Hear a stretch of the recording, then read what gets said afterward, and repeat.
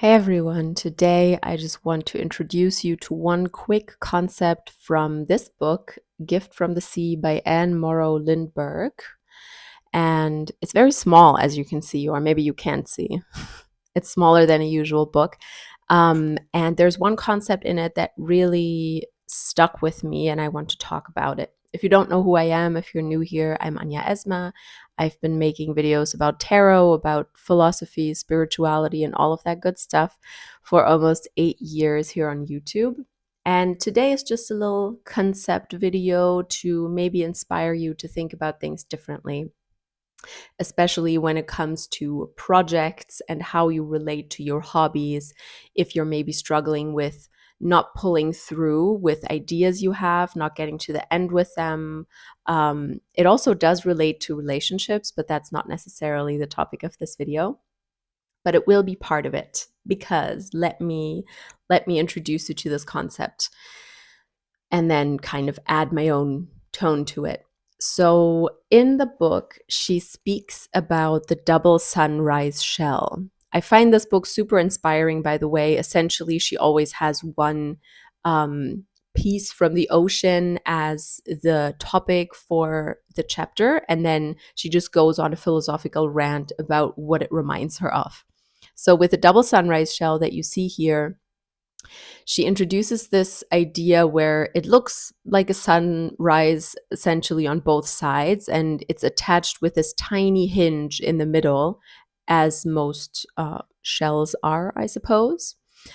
And she relates that back to relationships, how in the beginning of the relationship, which would be the middle part, you're just two people. You are held together like a hinge, this moment of just one person and another person relating to each other. That is the core of every human connection, whether that is a relationship, a friendship, the connection to your parents individually, to your mother from birth, or to your father, or to your caretaker, whatever it is, or your teacher, or anything. Any relationship has two people in it, right? Of course, you can have multiple relationships, be in love with multiple people. You have multiple siblings, of course, as well, possibly. And that still at its core, it's like person to person. And that's what that hinge represents. And then with time, that hinge becomes bigger, essentially. It becomes larger, the relationship evolves.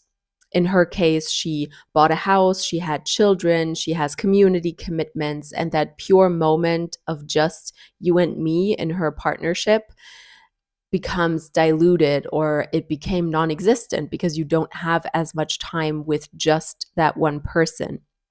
It is more about community at some point, about all the commitments that you have in your life. I will relate all of this back to projects in just a second. Bear with me. I just want to explain the concept first. So, she speaks of the importance of going back to that point, that starting point from time to time, just being with your partner, but also not thinking that that is everything. You need those moments where maybe you are on vacation with your partner alone when your kids are grown up, or you just take an evening to yourself and hand over the kids, in her case. And then you can create that closeness again and kind of act as if it was like in the beginning again, where it's just two people relating to each other. But a relationship, of course, needs growth, it needs change, it does have distance, it also needs closeness. There's all of that mixed together. And it's not just about that one hinge moment that you have at the beginning. It's okay that you then grow a little bit more distant as the relationship evolves, come together again. It's just a natural change that deepens the relationship and not something to be afraid of. And that really spoke to me in a different way because I don't really have issues with that in relationships, but definitely when it comes to my own projects, my own ideas that I might want to execute. So let me explain. I tend to have a lot of new ideas, a lot of thoughts in this creative mind, new sparks essentially, just like any other creative in this world. We are all creative beings. So I'm not saying I'm the only one who has that. You do too. Everyone does. The question is, do we execute those ideas? Do we act on them? Or do we kind of lose track of them? And the follow through is something that I have in the past found very difficult for a lot of my ideas. Even if I loved the idea in the beginning and I feel sparks, I feel, that exciting, igniting feeling within myself of having a new idea, still I kind of lose interest in it if I don't act on it. I lose sight of it. I go towards other projects or other priorities in my life. And then I end up being a little bit disappointed that that idea essentially landed on the graveyard of ideas. And I always thought, I didn't see this as much of a problem because I always thought if I'm passionate enough about a topic, I will pull through. I will complete the project if I'm just passionate about it and it means enough to me. But the truth is, and I can't believe that it took me 33 years to realize that, is that passion, just like in a relationship, is not enough to get to the end of a project. It's enough for the start, but it's not enough for the rest of it. It's not enough for the long-term project that you really want to fulfill and that you really need to put work in. Just like passion isn't enough for a relationship that you want to lead for 20, 30, 40 years. So I think you need to tend to a project the same way in which you would tend to a relationship, which means you examine how you feel about it, just like you examine your feelings about your partner. You work on it together with the project. You show up for the project, just like you show up for a partner. If you face a blockage, if you face fears, you speak to your partner about it, or you speak to your project about it. You show up to your project and don't just leave it in the dust. Don't just abandon the idea. And you try to resolve those things rather than thinking, well, I guess my passion for this project just wasn't enough. Just like you probably wouldn't abandon a partner just because you're like, oh, this is a lot of work. I don't think I have the passion for it. I don't think it's the right fit. And you just leave immediately. So what does that mean for you and me and our projects and our ideas that we don't want to land on the graveyard of ideas?